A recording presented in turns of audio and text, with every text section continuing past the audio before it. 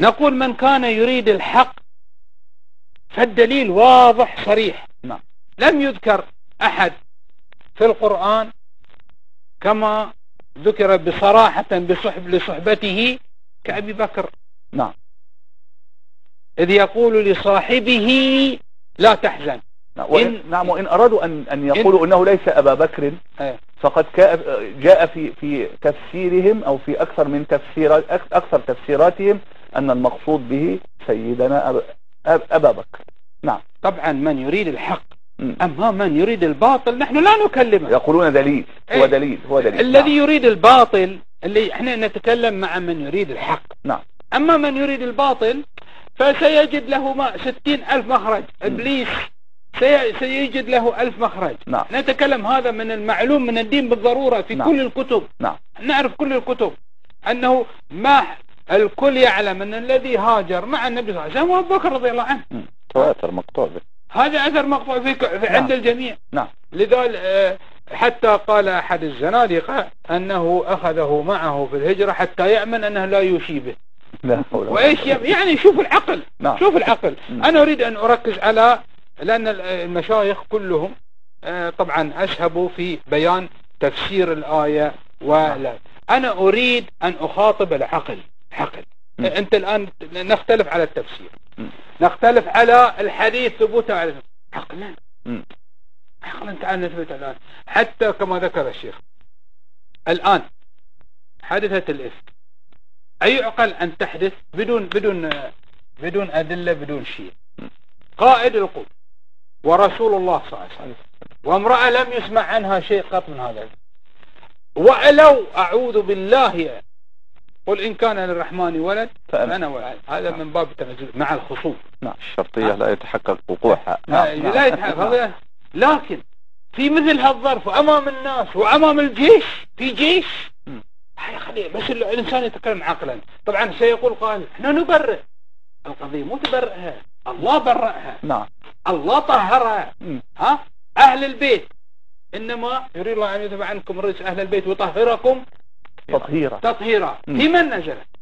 هم هنا الآية دي في القرآن. هنا نختلف معهم. لا نعم. أنا ما في أهل البيت. أنا أريد القرآن. نعم. هي في أهل البيت. في أهل البيت. أما جاءت في ذكر في سياق وسباق نساء النبي صلى الله عليه وسلم. نعم.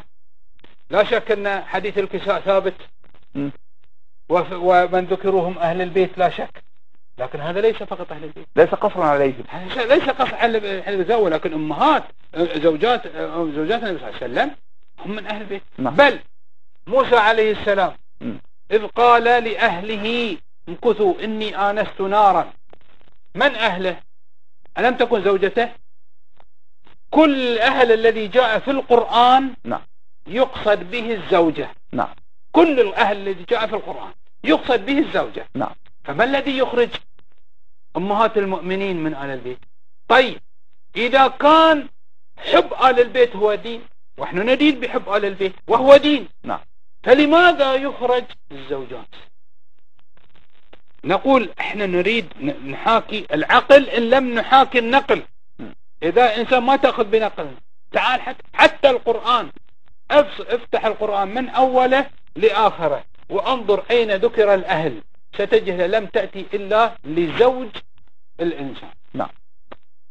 إذن أهل بيت النبي صلى الله عليه وسلم هم أزواجه وذريته صلى الله عليه وسلم، ومن ذكرهم صلى الله عليه وسلم، وحديث الكساء، وعلي رضي الله عنه على رأس أولئك أبنائه الحسن والحسين.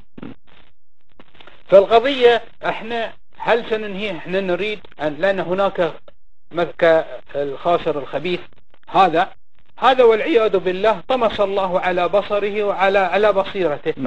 وهؤلاء التعامل معهم لو رجعنا إلى السنة لوجدنا أن هؤلاء التعاون معهم يكون مسؤولية أئمة المسلمين.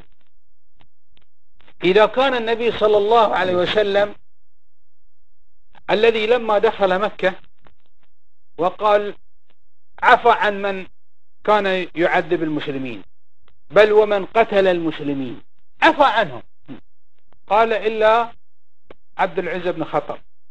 قال ابن خطل إذا رأيتموه متعلق بأستار الكعبة فاقتلوه. إيش جريمته؟ كان يتشبب بنساء المسلمين وكان يؤذي النبي صلى الله عليه وسلم. أي إذا أكبر من أنك أنت تتهم الإنسان في عرضه. أي إذا أنك تتهم إنسان في عرضه. والله لو واحد العجيب أن أصدرت فتوى في إيران على سلمان رشدي بهدر دمه لما تكلم في عرض النبي صلى الله عليه وسلم. لماذا لا تصدر اليوم من إيران فتوى بإهدار دم هذا؟ لأنه تكلم في عرض النبي صلى الله عليه وسلم. نعم. لماذا سلمان رشدي مهدور الدم في إيران وهذا غير مهدور الدم في إيران؟ والسبب واحد، إما أن سلمان رشدي يتكلم عن أناس آخرين وهو تكلم عن بيت النبي صلى الله عليه وسلم، عن بيت النبي صلى الله عليه وسلم.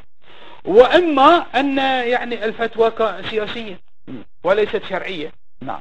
شرعية. وليس وإذا تقاصرت إيران أين الدول الإسلامية؟